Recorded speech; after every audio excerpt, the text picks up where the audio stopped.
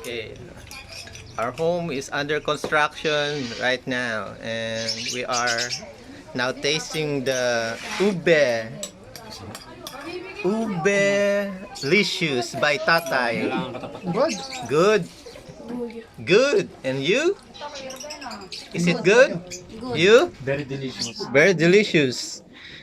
It is evidence that they are saying the truth, that the menu is really good.